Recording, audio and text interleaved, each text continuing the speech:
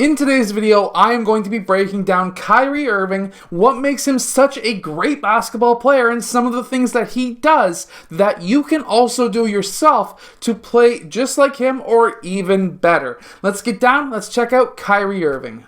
Okay, so in this first clip, we see him cutting down the middle of the court because he had a lot of space between himself and his defender. He was obviously able to finish this shot, but why was this such a great option? Well, first off, they're coming down into their half-court sets. Currently, Kyrie Irving was up here. He had nobody around him. His main defender was way behind him. So he wants to try and find an open area of the court on the ball side. He is one of their top scorers on the team. Between him, of course, James Harden and Kevin Durant are all great options. So he wanted to get to the open spot. The ball is on this side. Hachimura is currently guarding Jordan. He had a wide open option here, and of course he took it. And because he took that option, he was able to finish with an and-one opportunity, plus obviously the basket. We can see the and-one opportunity because the referee is currently holding his hand up, and he's saying, "What did I do wrong?" This next play is just, of course, his handles. His ability to use his handles with a screen to be able to create a lot of space between himself and his defender so that he can get open three-point shots like this one. However, let's see how this was able to set up. So first off, he's getting a screen by Allen on that left side. This is a similar play as what they use right now in the playoffs as well. This is just from earlier on in the season. So we have Kyrie Irving, who then sets up with a killer behind the back crossover to make this defender think, oh no, I just got baited into using that or getting on the opposite side of that screen, and now I need to recover. He recovers absolutely way too far, and that created a good 6 feet distance between him and Kyrie Irving.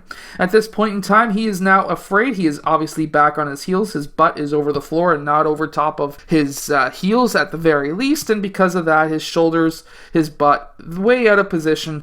And if you're a scorer or if you've got the ball and you see the defender sitting like this, you know it's exactly time to start your attack, either by attacking the basket, doing a quick killer crossover or something. And what he does here is just a quick hesitation, right, left, up, and he's able to get that shot off. But this is all because he is not just watching what's happening on the court, he is watching his defender. If his defender was sitting balanced like this, right there, he would be okay. But as soon as he gets down onto his heels and his butt goes way out, you as the offensive scorer need to see this, and you need to do either a hesitation, a crossover, or something with a step back maybe even, but you should be able to get a three-point shot off quite cleanly. Now in the clip, what we do see, again, same game really, but he has somebody else who's guarding him, and now we actually see that this seems to be a pretty good stance. The shoulders are over the knees, over the toes. It's pretty standard, but Kyrie Irving has a full head of steam on him, and this player doesn't. And because of that, as soon as he puts his arm behind his body, Kyrie Irving wants to attack that right side. So, right arm back, attack that player's left, which is your right, and you should be quite successful, mainly because that player, even though his left foot is back, this now with that right arm is showing you as the offensive scorer that he is no longer balanced. And because of that, he took too long of a step. He is not low enough, he is not quick enough to be able to stop Kyrie Irving, and Kyrie Irving is able to get through that type of defense. You just need to be quicker like Kyrie Irving, that's all. This next clip is very important. Even though this is not Kyrie Irving scoring, what we do see is a lead pass, and you always want to lead your players. So many players will be in this position, and they'll look to pass to Kevin Durant where he is, and this player right here is looking to pick off that pass. However, if you can lead that pass behind this player, guess what? You're going to be successful because that player is going to think, oh, it's going to be a chest pass. I'm going to pick it off. It's going to be a great day. I'll be able to get a steal from Kyrie. But because he led that pass behind this player, Kevin Durant was able to read that. He was able to chase it. You always want to lead your players. And because of where he put this, which was between, literally 50% between the rim and the three-point line, that is literally Kevin Durant's spot. He can go 2 steps. He doesn't even have to dribble, really, but he took the dribble because he wanted to go in for that reverse, and that's what he did. If you went straight up, we would have seen Avdia probably have a chance of blocking it, but he was able to do that reverse with the one dribble. But this is what I mean. You want to lead your player with the pass, but also read the defender. If he was to lead the player to the corner, that would have done nothing for Kevin Durant. But he led the pass right here, and that was the whole success to this play. Now in this next play, it's a quick screen and roll, but we see a very strong hedge. Now what would have happened if he passed a chest pass to this rolling player? Well, it would have been picked off by that guy. Well, instead, he's able to do a bounce pass. He's able to make it so that he's not even really paying attention. He's like a quick side pass, one-handed pass. You need to know how to do one-handed passes in basketball. This is a very important thing.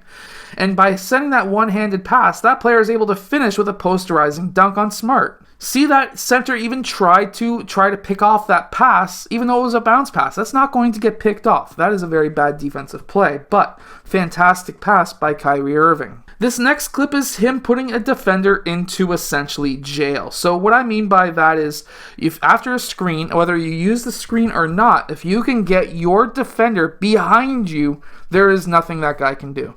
Absolutely nothing. He's going to try and reach in. He's going to try and foul you.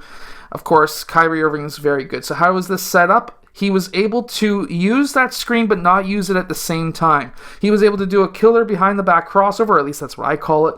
And that player was able to try and fight through that screen to try and cut him off. Well, guess what? Now that player gets stuck behind the screener and also now in jail behind Kyrie Irving.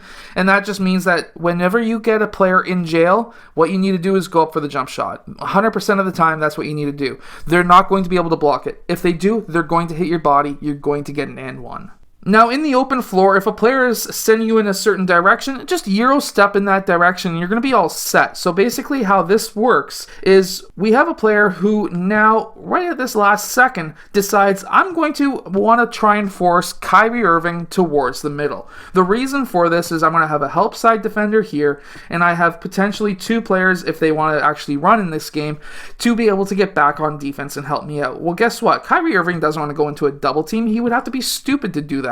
So what he does is he does a quick right-left Euro step, and that is now going to make that defensive player get stuck, unable to turn in time to block Kyrie Irving. He even tries to draw a foul, but he doesn't draw a foul, and he gets that layup.